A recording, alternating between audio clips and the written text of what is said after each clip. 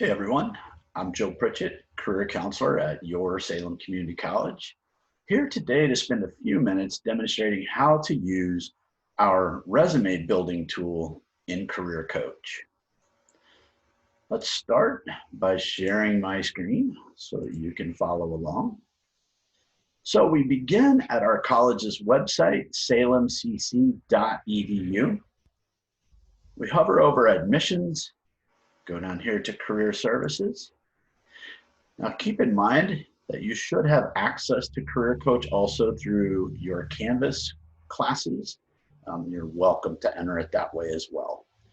So we click on Career Coach, and once we're in Career Coach, we're looking for this green box that says Explore Career Coach.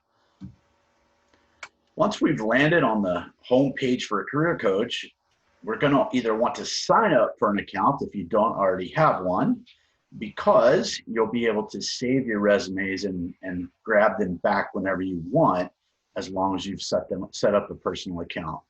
I have a login for my account already, so I'm just going to click login, which brings me to the landing page for a Career Coach. You can read through this and see lots of other opportunities for information on Career Coach, but for today, we're going to focus right here on my resume. So when we get to my resume, it's really a nice little tool because you just enter information and then everything gets formatted for you, which is easy peasy, trust me. I've already put some information in. I'm using the college's address and phone number and all that, but you'll start with an edit here, enter your personal information, and then we're going to go to add work experience. Now, this is the part probably that I like best about Career Coach. If I had had this in the years past when I was looking for jobs, it would have made my life so much easier. So I'm going to just do some examples to begin with, starting with selecting a past job.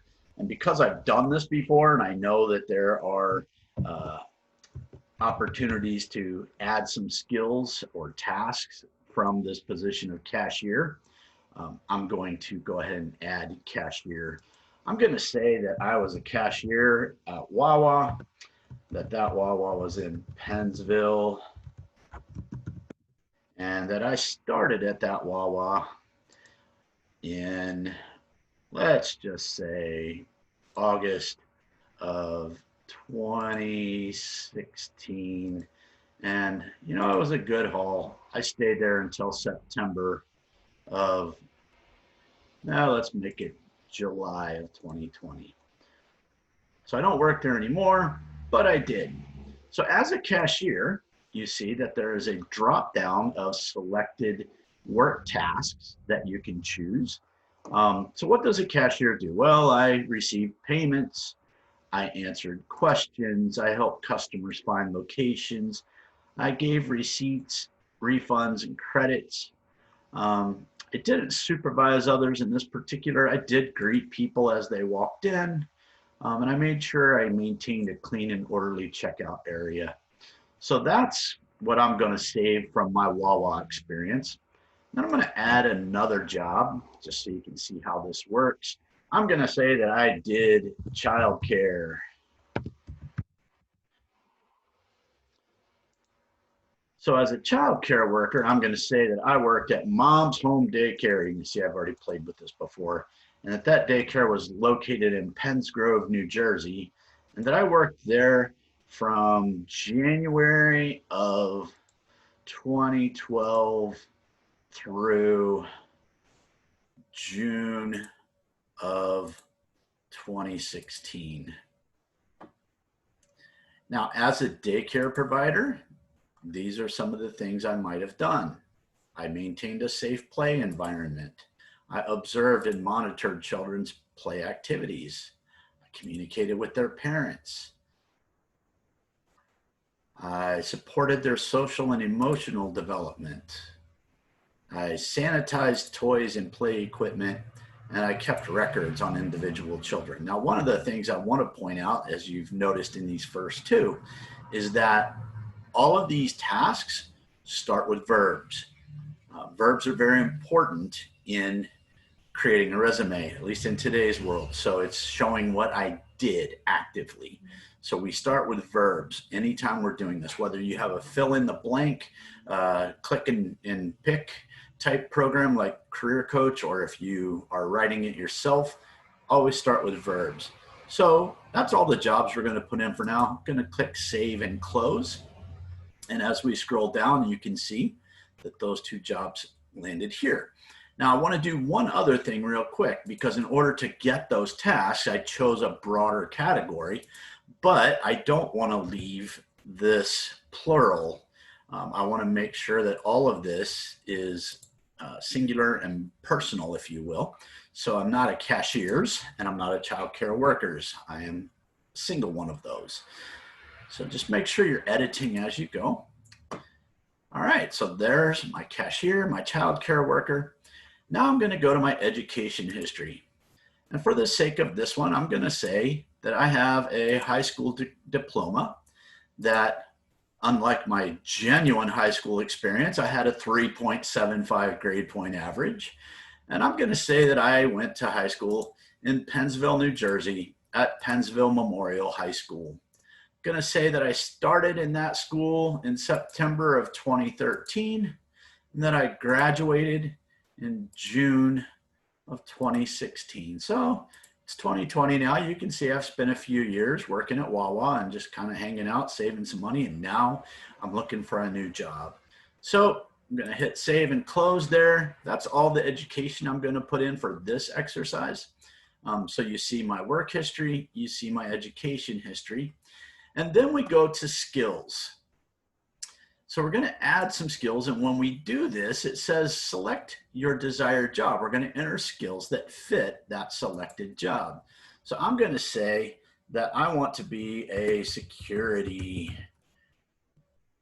guard, and there's a spot right there, security guard. So when I click on security guard, it gives me a lot of options for skills that I may have developed over time that fit this particular job field. So I've done some loss prevention. Obviously, I worked at Wawa. Part of my job was keeping an eye on who was coming and going, what they might have been taking, that kinds of things. I had a little bit of experience at Wawa as a closed circuit television monitor. I greet guests, done a little merchandising. I've had some safety training. And let's find one more. Part of my job included me taking my CPR, so I have some basic life support experience. So that's what I'm going to list as skills. Now you'll notice that I tried to stick fairly close in number in tasks from one job to another so that everything looks fairly balanced. Also did that with my skills. I didn't add a ton, but I added enough to show that I had some of the pertinent skills. When it comes to professional links, you may or may not have that if you belong to an association of any kind. You can use the professional links. You could add your LinkedIn page here. I would not suggest adding things like Facebook and that sort of thing, because those are not professional websites or networking pages. Those are simply personal. So you want to stick with something that is professional. If you were in a union, if you were in any of those kinds of things, you might want to add that under professional links. So now that we have finished adding information for now, I'm going to go to download my resume. It downloads that resume in a Microsoft Word format.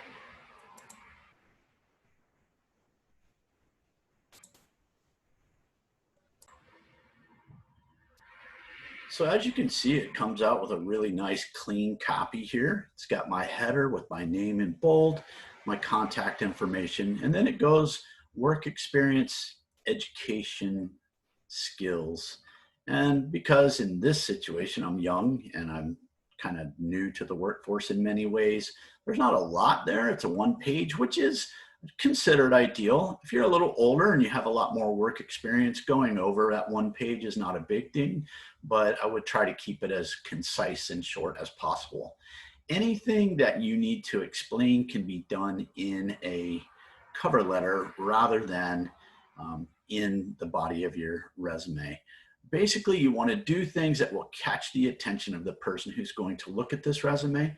You also want to have it set up so that it catches those key skills and those key tasks if the company uses an online type of scanning system to read the resumes and see who they want to choose from that list of resumes. Within Microsoft Word here, you can also edit this resume once it's downloaded like this. So it's a nice tool to have because you can edit it at many different stops along the way. So that's the basic gist of using our resume building tool in Career Coach. I hope that was helpful. If you have any questions or you want to have further conversations about your career choices or how to look for a job or how to perfect that resume, don't hesitate to contact me. My email address is jpritchett, PRITCHETT, @salemcc.edu. You can also reach me by phone at 856-351-2648. It was great hanging out with you today. I hope you have a great day and good luck as you move forward in your pursuit of the perfect career.